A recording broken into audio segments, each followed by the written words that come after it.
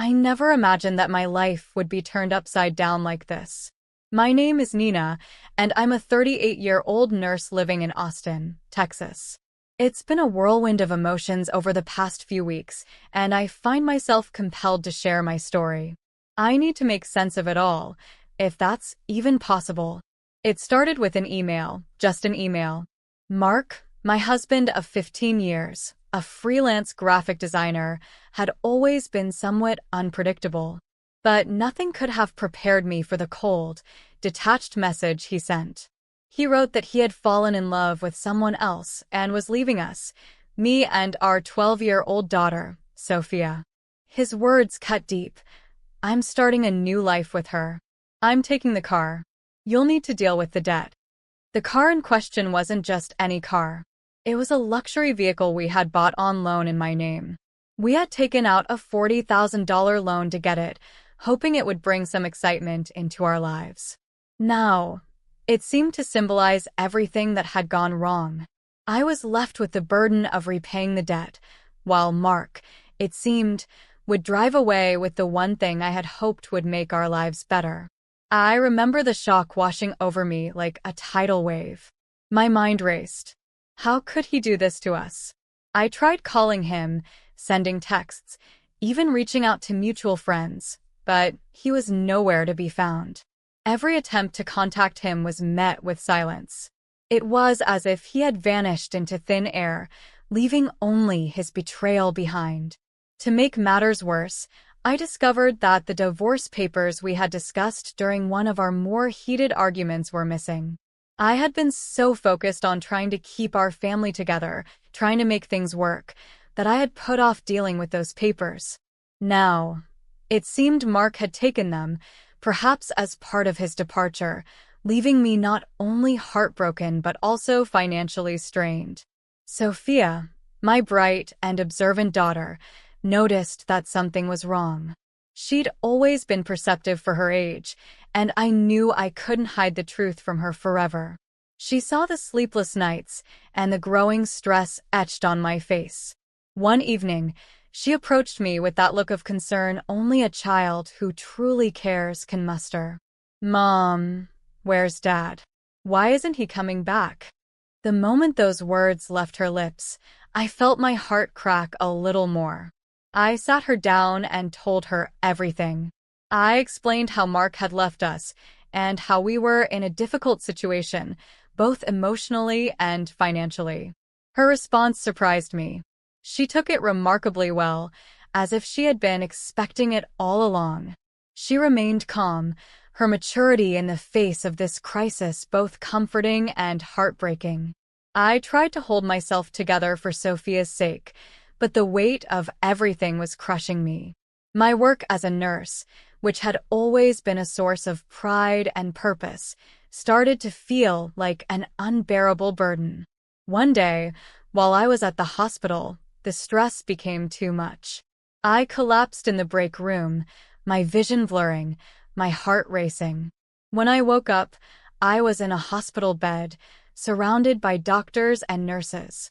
They told me I needed immediate surgery for a serious illness that had been exacerbated by my stress. As I lay there recovering, I faced another blow. I checked my savings account and found that the $25,000 I had diligently saved was now reduced to a mere $42.10. Mark had withdrawn every last penny without my knowledge.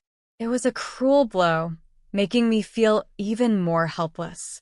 But Sophia, even in her young age, was not one to be easily defeated. Determined to support me, she came up with a plan. She suggested we use a GPS app on our phones to track down Mark.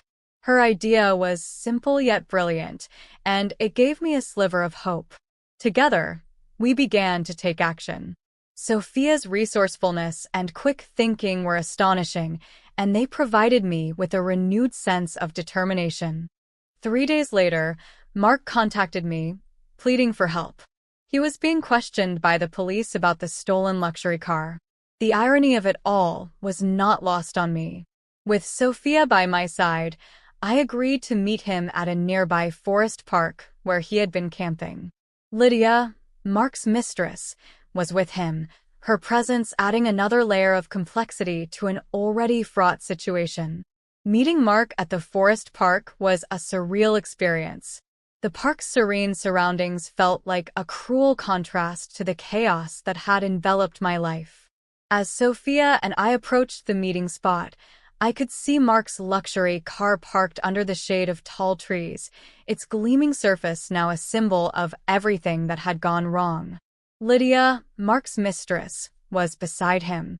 The tension in the air was palpable. Sophia, ever the observant one, squeezed my hand for reassurance. Her courage in this whole ordeal had been a constant source of strength for me. I took a deep breath and walked toward Mark, trying to keep my emotions in check.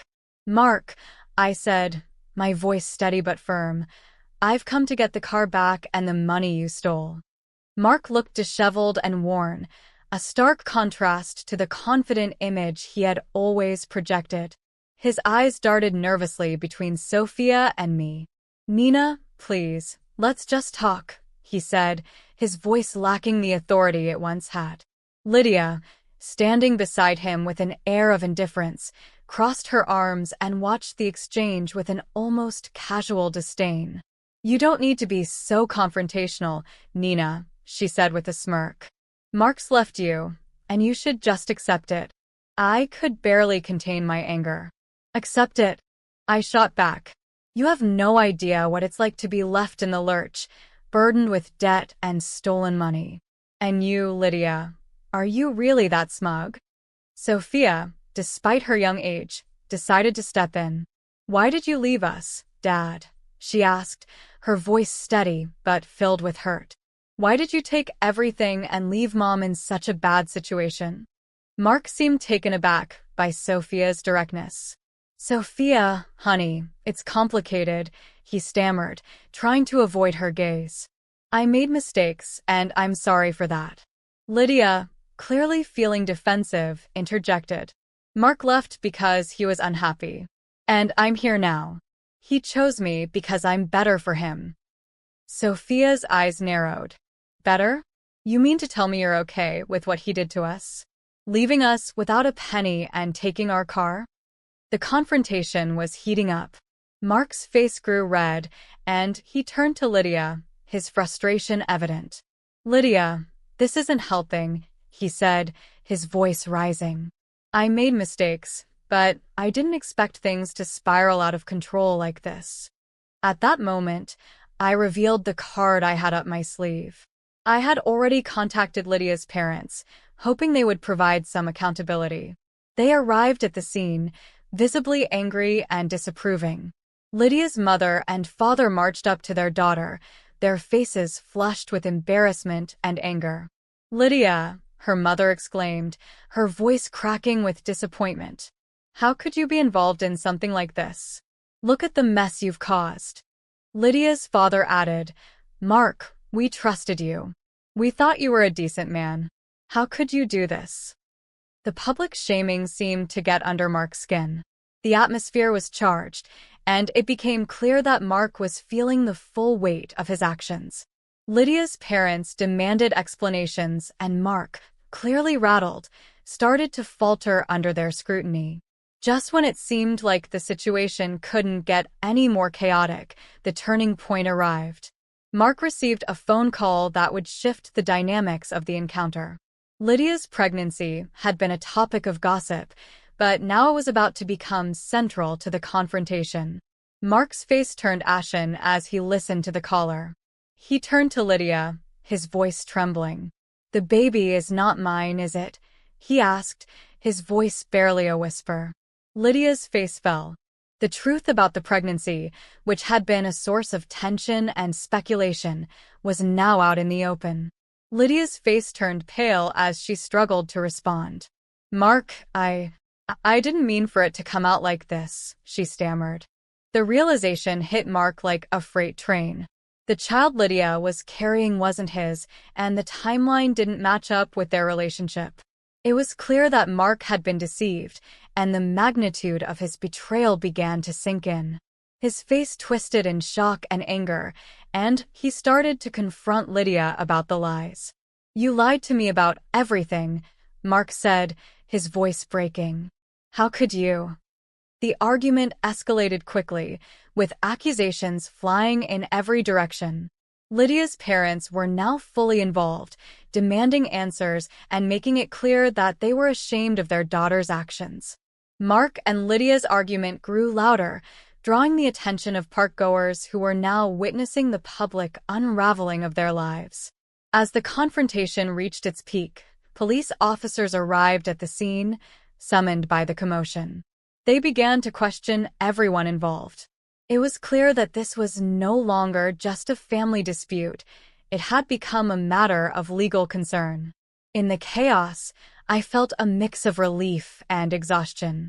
Mark and Lydia's fate was now in the hands of the authorities. The stolen car and the missing money were not just personal grievances anymore. They were legal issues that needed to be resolved. I knew this was only the beginning of a long road ahead. Sophia, though shaken, stood by my side. Her bravery and determination had been a beacon of strength throughout this ordeal. As we prepared to face whatever came next, I knew that the journey was far from over. But at that moment, amidst the confusion and upheaval, I couldn't help but feel a glimmer of hope. The first step toward reclaiming our lives had been taken. The aftermath of the confrontation at the park was both chaotic and revealing. With Mark and Lydia in police custody, Sophia and I found ourselves in the midst of a whirlwind of legal and emotional turmoil. The park, once a place of serenity, had become a symbol of our shattered lives. In the following days, I busied myself with filing reports for the stolen luxury car and the missing money. The police were efficient, but the process was grueling. Every detail had to be documented, every piece of evidence presented. I felt overwhelmed but knew that we had to move forward, for Sophia's sake and mine. Mark's legal troubles were extensive. The theft of the car and the money had serious repercussions. Lydia's betrayal, coupled with the revelation of her pregnancy, compounded the mess. Mark was charged with theft and fraud, and the legal system began to take its course. I had to prepare myself for a courtroom battle that I had never imagined I would face. Sophia, despite her age, showed remarkable resilience. She took on more responsibilities at home, helping with chores and staying on top of her schoolwork. Her maturity in handling the situation was a constant source of inspiration for me. Whenever I felt overwhelmed, her calm and composed demeanor reminded me of why we had to fight through this. One afternoon, as I was sorting through paperwork related to the case, the phone rang. It was my lawyer with news that Mark had reached out, asking for a settlement. He was willing to return the stolen car and some of the money. The offer, though a relief, was a reminder of the complications ahead. Mark's attempt to make amends was a small step, but didn't erase the emotional and financial damage he had caused. Sophia and I discussed the offer. She was cautious but hopeful. "Mom, do you think it's enough?" she asked, her eyes filled with concern. "I don't know, honey," I admitted. "But it's a start. We have to see this through." The day of the court hearing arrived, and the courtroom was packed. Mark and Lydia were present, their faces a mix of shame and defiance. As the proceedings began, I felt a wave of anxiety, but also a sense of determination. The truth of what had happened was laid bare, and the courtroom was filled with the raw emotions of everyone involved. Mark was ordered to pay $25,000 in damages and $600 per month in child support for Sophia. The court also ruled that the stolen car should be returned to me, and I could use the proceeds from its sale to help clear the auto loan. The judgment felt like a small victory, but it was bittersweet. The financial relief was significant, but the emotional scars were still fresh. As I left the courthouse, I felt a mixture of exhaustion and relief. The legal battle was over, but the journey to rebuild our lives was just beginning. Sophia and I had to focus on healing and moving forward. In the days that followed, I sold the luxury car to settle the remaining debt. The process was straightforward, but it symbolized the end of a chapter and the beginning of a new one. I also focused on regaining my health, which had suffered during this ordeal. The stress and strain had taken a toll, but with Sophia's support and the resolution of our legal issues, I felt a renewed sense of hope. Sophia continued to excel in her studies and helped out around the house. Her resilience had been a guiding light throughout this challenging period. We slowly began to rebuild our lives, taking each day as it came. The support from friends and family also played a crucial role in our recovery. As we looked ahead, we knew that the scars of the past would remain, but we were determined to build a brighter future. The strength of our bond and our ability to face adversity together gave us the courage to move forward. The road to healing was long, but with each step, we grew stronger. In the end, it was clear that betrayal had tested us, but our resilience and the strength of our family had seen us through. The journey had been arduous, but Sophia and I emerged from it with a renewed sense of purpose and a commitment to creating a new, hopeful chapter in our lives. The months following the court case were filled with a mix of healing and rebuilding. Life slowly returned to a semblance of normalcy, but the echoes of our past troubles were never far from our minds. Sophia and I continued to adjust to our new reality, finding strength in our bond and in the support we received from those around us. One evening, as I sat on the porch watching the sunset, Sophia joined me with a thoughtful expression. "Mom, do you ever think about what we've been through?" she asked quietly. I looked at her, seeing the mature young woman she was becoming. "Yes, Sophia, I think about it often," I replied. "But I also think about how far we've come. We faced a lot, but we faced it together." Sophia nodded. "It's strange to think that things could have been so different. But I'm glad we have each other." Her words were a reminder of how important our relationship had become through this ordeal. Despite everything, we had grown closer and learned to appreciate each other more deeply. In the weeks that followed, I focused on my recovery and on making our home a place of comfort and stability. The sale of the luxury car had cleared the remaining debt, and I was able to breathe a little easier financially. My health improved as I dedicated time to self-care and rebuilding my strength. Sophia's academic success continued to shine. She excelled in her studies, and her teachers praised her resilience and dedication. I was incredibly proud of her achievements, which seemed even more remarkable given the challenges she had faced. Her hard work and perseverance were a testament to her character. We started to make new plans for the future. With the debt cleared and a renewed sense of stability, I began considering how to create a positive and fulfilling life for us. We took small steps towards this new beginning, focusing on activities that brought us joy and relaxation. Weekend outings, family movie nights, and even a small vacation helped us rediscover the simple pleasures of life. One day, I received a letter from Mark's lawyer. It was a formal notice that Mark had fulfilled his financial obligations. The $600 monthly payments were set up, and while it wasn't a cure-all, it was a step towards ensuring Sophia's well-being. As I read the letter, I felt a sense of closure. The legal battles were behind us, and we could now focus on what truly mattered, our happiness and future. I shared the news with Sophia, who smiled with relief and contentment. In the end, our journey had been one of incredible hardship, but it was also one of growth and resilience.